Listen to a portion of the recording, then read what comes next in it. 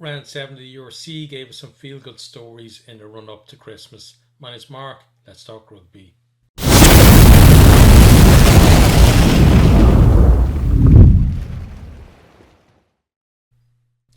Yeah, some teams, giving their fans something to cheer about in the run up to Christmas, including the jersey I'm wearing now. And it came just at the right time.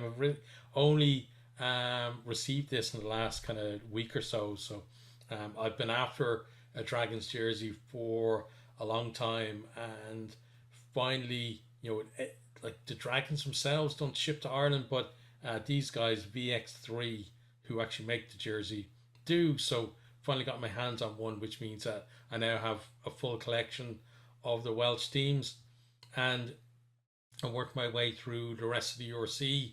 Obviously, my hope is to have a jersey for every single one of the teams. I think there is another jersey that I got of a team that I haven't had so far, but I haven't debuted it on the channel yet. When that team have a good result, we'll have that on. And there's another one that's supposed to be on the way, but it's been on the way for like a month, so we'll have to see if that actually turns up. Is the problem. But yeah, another great weekend of rugby. Unfortunately for me, I was working most of the weekend, so I only actually got to cover the Friday game, the Leinster Ulster game. But I would have liked to have watched a lot of the games yesterday. But when you're working, what can you do? You gotta pay the bills somehow, right?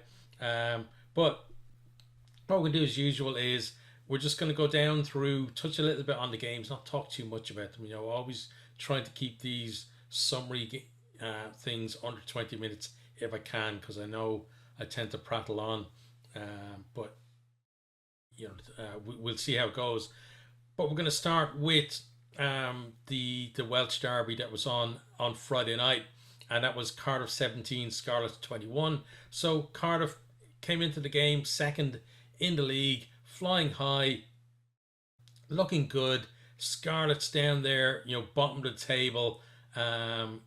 Only like they only just got their first win of the season in round 4, and yeah, you're kind of thinking that you know Cardiff just keep that momentum going, because that was the problem with them last year, right? Was they had a really good start to the season, and then turn of the year into like the beginning of the new year and stuff, they fell away, and then they just couldn't pick the momentum back up. And hopefully, for their sake, that it doesn't have like that. This isn't the start of something like that as well. That they can string a few kind of results together and keep themselves in the hunt there, because it's I'm an Ireland fan. Obviously, I want all of the Irish provinces to do well, and there are certain provinces that other teams I have soft spots for as well.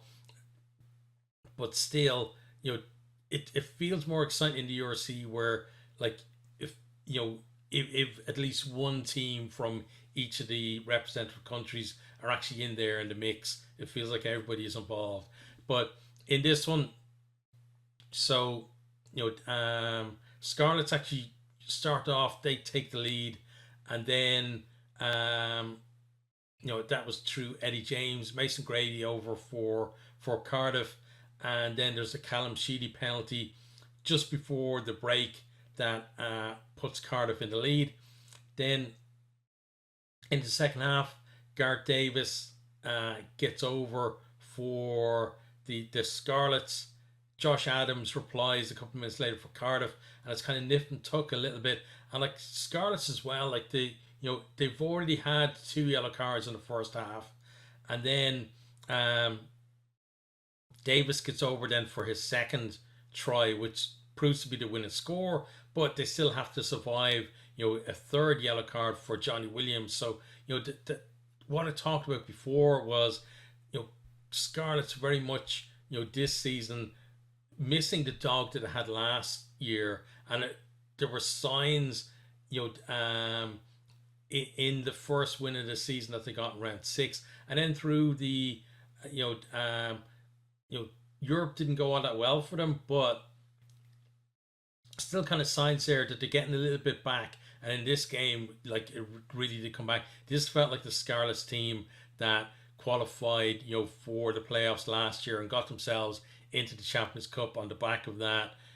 And that's really what they've been missing. Now it's about, can you replicate that? Can you keep that going for the rest of the season? For Cardiff, it's a bit of a dent in their ambitions as well. But again, gotta just dust yourself off and go again. Final score: Cardiff 17, Scarlets 21. Right, on to the next game then. So Leinster 24, Ulster 20. There's a full review of this up on the channel if you want to check it out. But game of two halves, really. Ulster, couple of tries from Werner Koch, and then Tom Stewart. His try was brilliant, like just the strength he showed to get over. And one try from Ricky Ioane for Leinster.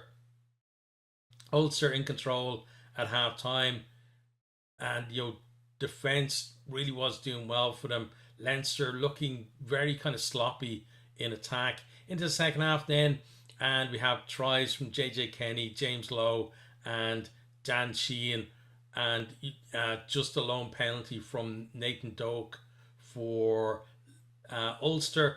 And Leinster, for the second week in a row, actually come back, losing on 60 minutes and have to score and come back to win the game in the last quarter, and they're actually able to do it. So I don't know when the last time Leinster were able to do that before. It's got to be a few years ago now. And something I mentioned as well in the full review is that part of that is because obviously generally they're not in that position very much. This year is kind of a bit of a blip for them, but when we have seen them in that position, especially in in finals and stuff, or knockout games, they haven't been able to get it done. So the fact that they've done it two weeks on the bounce, one in Europe and one in the URC, is brilliant for them. I think still a lot for them to do.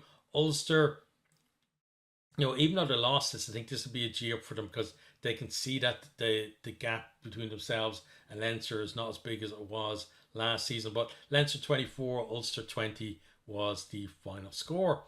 On to the start of the game. Sorry. So we start with DHL Stormers 34, Lions 27. So Lions have a brilliant start to this. Venter over in the first minute, with a try. Then you have a penalty for Chris Smith as well.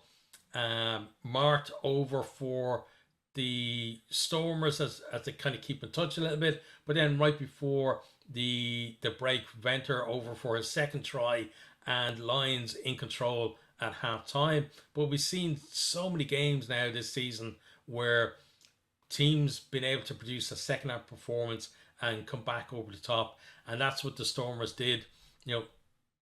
3 tries for them in the second half. I think Evan Roos gets the last one, and then by the time, so at that stage, Stormers have the bonus point in the bag. The game is still a little bit in the balance, especially when who is it? Mpeku, I think, went over like 10 minutes to go for the Lions, and made it a bit of a chance of a grandstand finish. Lions couldn't get there, but they do get themselves at least a losing bonus point out of the game. At least the performance deserved that. And still with the Lions, we're seeing like performances in South Africa so far this year have been brilliant. Away from South Africa, not so good. But the Stormers still beating all comers, although the Lions made them work for this more than most of their opponents this season. DHL Stormers 34, Lions 27 was the final score. Okay, on to the next game then, and that was the Italian derby. So Benetton 21, Zebre 15, and I think this really does speak to the the contrasting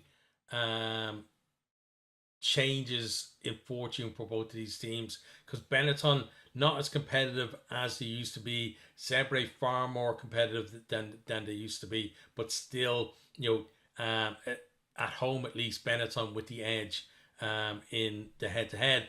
But, first half, we had Mendy over for a try for Benetton, then Umaga with a couple of penalties, and just before half-time, Montemaori gets Zebre on the board and keeps them a little bit in touch with a penalty.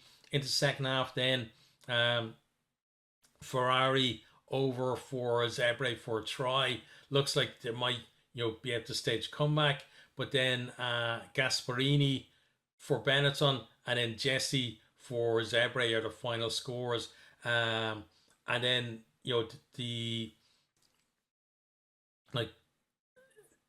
I think the Ferrari try came when Menoncello was in the bin, so that kind of gave Zebre that little bit of momentum. But again, Benetton just able to kind of steady the ship a little bit, and they were able to get to the win. But Zebre, again, a deserved losing bonus point for them. Benetton 21, Zebre 15.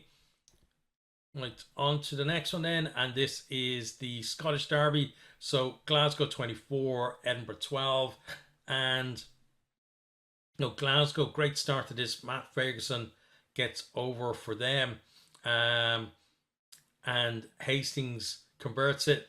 Then Dylan Richardson gets in for Edinburgh, and I think that those are the only scores in the first half, and that's unconverted. So 2-point lead for Glasgow at the break. It's into the second half then, and Glasgow just kind of stretch themselves out a little bit. Roy Darge and then Hiddleston over for tries. Under 10 minutes to go, and we have Gilchrist in for Edinburgh. Makes a potentially an exciting finish. It's a one-score game at that stage, but Hunter Hill goes to the bin, and Seb Stephen, I think, I don't know whether it's Stephen or Stephen, but he gets over for the bonus point try for Glasgow.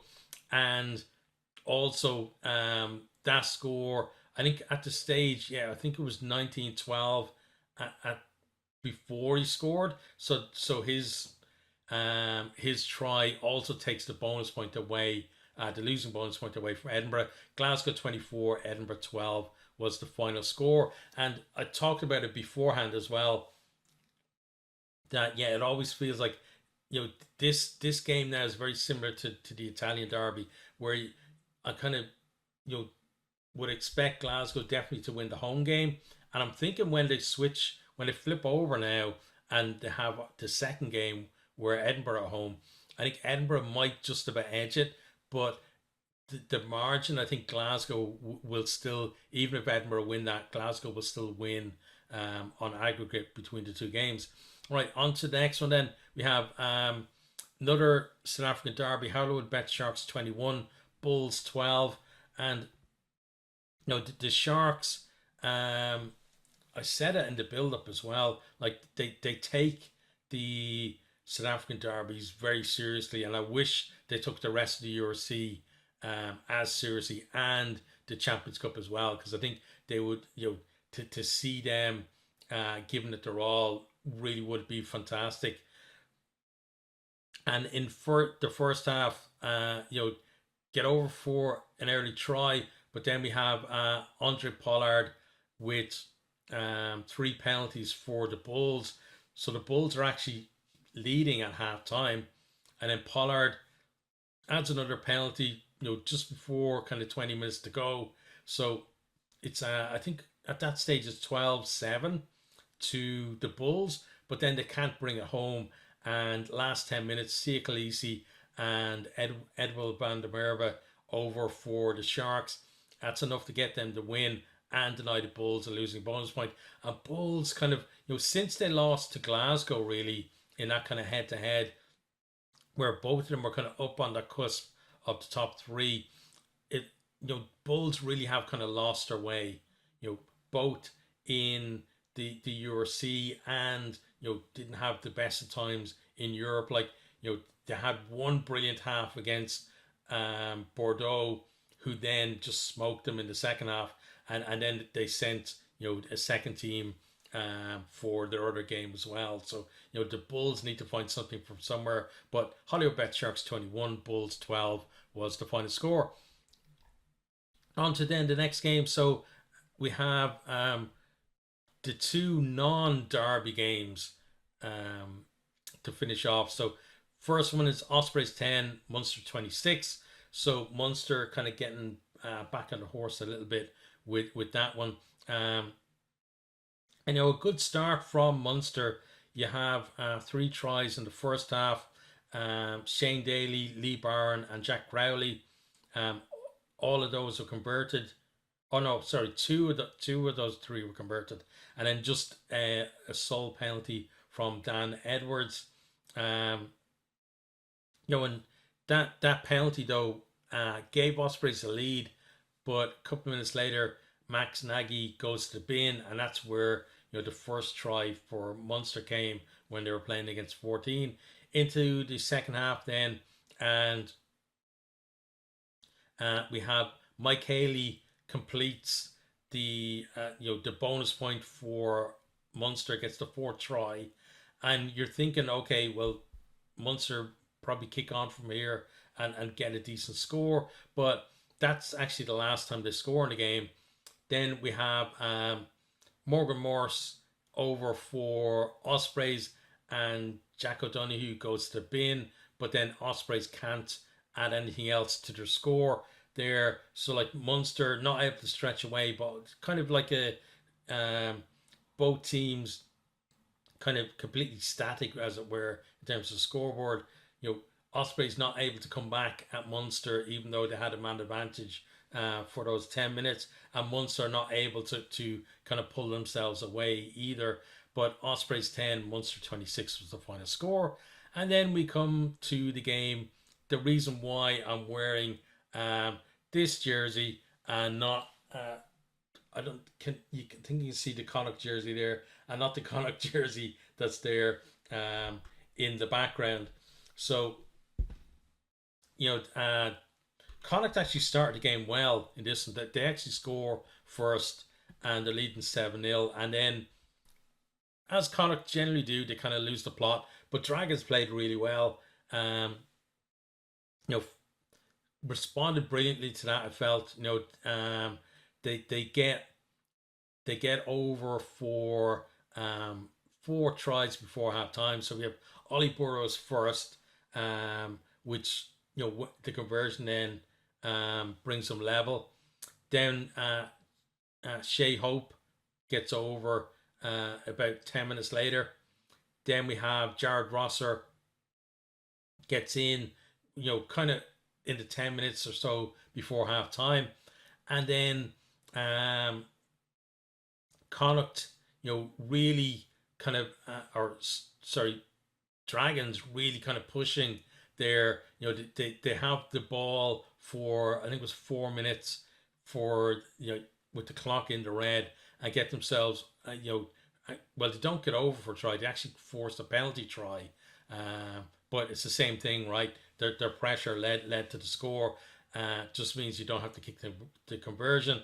So that's their bonus point try. And then Paul Boyle goes to bin as well for Connacht, which means that in the second half then, we have 10 minutes for the Dragons playing against 14. And during that period, not able to add any more tries. But what they do is a couple of penalties from Angus O'Brien, just eking the score out a little bit. And then just as we're back to 15 each, then Rio Dara gets in for them. And then Shea Hope in for a second 10 minutes later as well. And, it's a complete blowout. Like Dragons, at that stage, what was it? 48 points to 7, I think, at that point. And then Connacht put a little bit of gloss on the score for themselves, or at least on the game. They still lost by 20 points. But now Keane Prendergast, last 15 minutes, Keane Prendergast in for a couple of tries, and then clock in the red, then Sean Jansen gets over for Connacht's bonus point try. So, obviously losing by 20 points, there's no losing bonus point for them, but they do get a try bonus point out of the game. But yeah, fantastic performance from the Dragons. So happy for them because to be obviously as I was cheering for Connacht, but I just know being a fan like that where your team isn't performing, you haven't seen them winning the URC at home like for so long. Like I think it's over a year or something. It was. Um, you know they got themselves a win in Europe, and then that little bit of momentum, bit of confidence, brought them to here as well, and they get to win. Yeah, because I think the last win I'm pretty sure was the opening round of last season against Ospreys. I'm pretty sure that's right, or at least in the URC. So brilliant,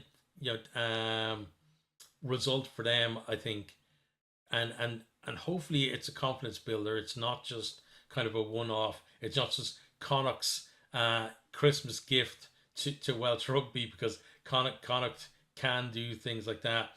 But yeah, you just hope that belief there, and it's not always, for me, it's not always about, like, every team can't win every round, obviously.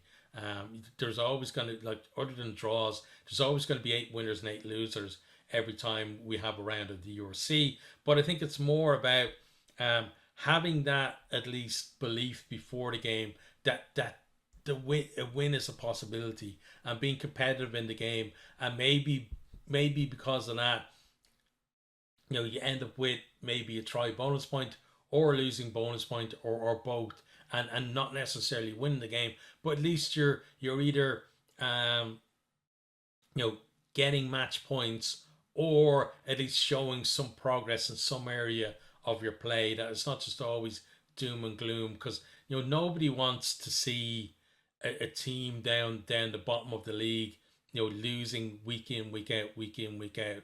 And for some people, the solution to that is kick them out of the league. But for me, you know, I never look at it that way, because I always think I'm a rugby fan. There are rugby fans who are Dragons fans, and for me, if I was a Dragons fan, or let's say Leinster, right? Let's say Leinster were the team who were bottom of the league every week and getting beaten every single time. I'd still rather be a Leinster fan and have them in the league, and and have that at least somewhat hope of, oh, we might actually get a win, or even just being able to cheer tries, than not have them in the league at all, and have diminished interest in the league because my team aren't in it anymore. And I don't know whether Dragons fan feel that way or not, because like every fan is different. But for me, yeah, that's kind of the way I look at it, is try to put myself in their shoes. And I would think, yeah, you know, I want to see my team there. Obviously, I want to see my team win, but again, I'd rather see my team there and losing than not there at all. So I'm delighted for the Dragons fans, and I hope that this, it's not going to be like last year, where that win against the Ospreys, which kind of was kind of a false signal of, oh, the Dragons might actually be on something now. Last season, and it didn't happen. Hopefully, this isn't a false flag as well. Hopefully there is at least one more win in the season, and even if it is only one more win, when they get to the end of the season, it'll be 2 wins and 2 draws, at least. Then, from the campaign, which again is something to build on. The whole thing of Rome wasn't built in a day, etc. applies a lot. And again, I always kind of cite the example of Zebre, who've built themselves up, but that didn't just come out of nowhere. They put in the hard work to do that, and they put in the planning. They recruited well in terms of players and coaches, and it was multi season for them to do that, to get where they are now. And I do believe that Dragons are certainly capable of doing that. They're, we look at the WRU, and sometimes I think is there anybody competent at all in Welsh rugby? But I think a lot of it is the union. Like, I think at the um, at the regions, there are people of talent there, and maybe, in terms of playing talent, it hasn't been like the best crop for Wales. But again, like things like this, it's not just one small snapshot in time.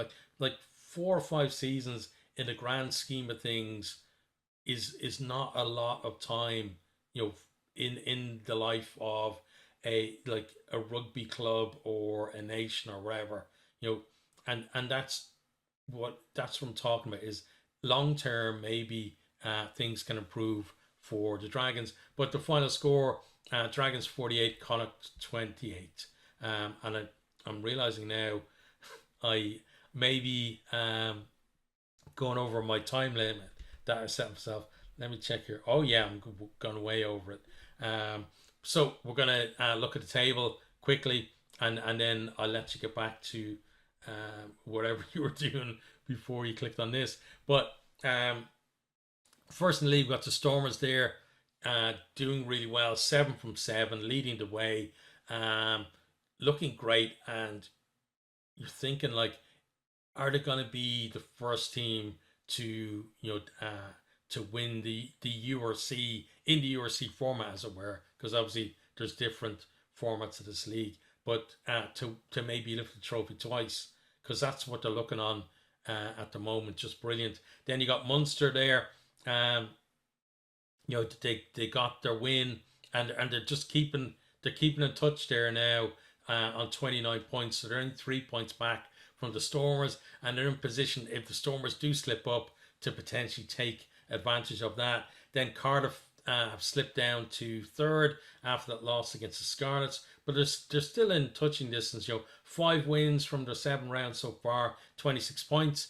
Then Glasgow, beginning to rise back up into kind of the area we normally see them. They're in 4th place there, 5 wins as well for them, 25 points. Ulster, after that loss to Leinster, kind of knocked them a little bit, but they just need to keep that momentum going, I feel. 4 wins from their 6 games so far, 22 points. And Leinster have risen up to 6th, and are there as kind of, casting a shadow really over the teams above them, and just, kind of almost kind of lurking there, saying, if we click into form, because right now most people I think are thinking it's when Leinster click into form, but I'm not sure that's a definite thing. That this kind of dip in form is already, I think, a bit longer than most people would have expected. But if they click into form, they're there to potentially start moving further up the table. But at the moment in 6th place, 4 wins, 21 points. Lions then in 7th place, 3 wins from their 7 games, 17 points. The Bulls, clinging onto their position in the playoffs at the minute in 8th, 3 wins for them as well, 15 points. Then Connacht, who had a great chance really to get themselves further up the league and couldn't take it, in 9th there, just 2 wins from the 6 games so far, but they've got 15 points. So they've done well. I think they've taken points from every game that they played so far this season. It was kind of touch and go whether they're going to do it against the Dragons, but just about got there. Next time, Benetton in 10th, 3 wins for them, 13 points. Edinburgh in 11th place, 2 wins from their 6 games, 13 points. The Sharks in 12th, 2 wins and a draw from their 7 games, 12 points. And they're yet again the bottom South African team. The rest of the South African teams, even though like 7 and 8 Lions and Bulls, but still the rest of the South African teams are up there in the playoff places, and the Sharks can't decide whether they're going to be in a battle to potentially join them, or they're going to be in battle to avoid finishing kind of in the bottom kind of 2 or 3 in the league at the minute. Zebre then the 13th, 2 wins from them. Those were, I think, their opening 2 wins or 2 games of the season, on 11 points.